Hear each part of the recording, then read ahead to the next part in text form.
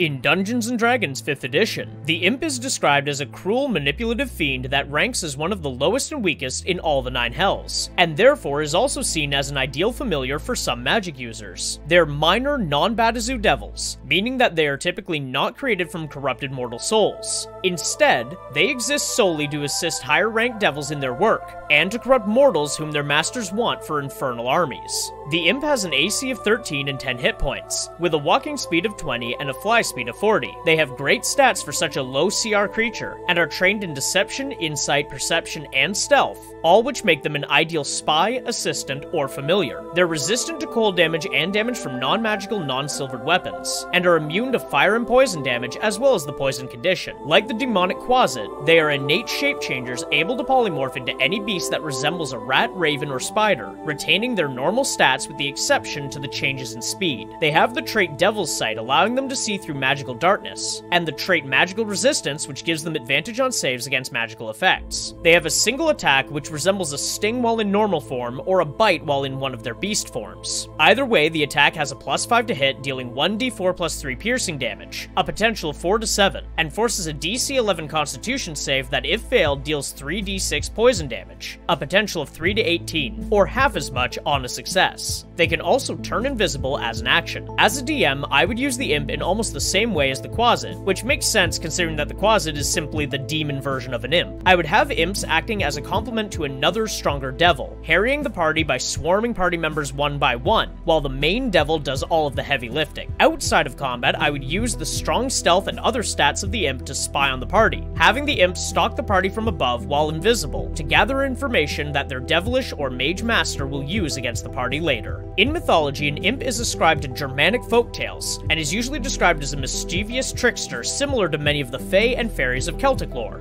This playful trickster imagery can be traced as far back as we have record, but the Imp as we know it now did not come into the forefront of popular myth until the 1500s, when expressions like an Imp of the Devil or Imp of the Serpent became common expressions to describe troublesome people and pests. 100 years later, the term impish was used to describe the same, as well as to describe the supposed tiny-winged demon attendants of the devil. From there, the association with hell grew, and so did their connection with the occult. In the 1600s, witches were said to summon imps to do their bidding and to corrupt the good Christian people of the world. As with many other Western European mythological creatures, the imp started out as a troublesome little sprite, but not dangerous, and was eventually changed as Christianity spread and vilified pagan and non-Christian spirits, creatures, and deities. Changes that have now cemented the imp as a winged servant of the devil himself in contemporary media and faith. In comparing the monster to the myth, we find that the 5th edition imp is essentially a carbon copy of the Christianized imp creature. Both are servants of hell, and while they might perform mischief at times, the good people of the Forgotten Realms would do well to remember whom it is they truly serve.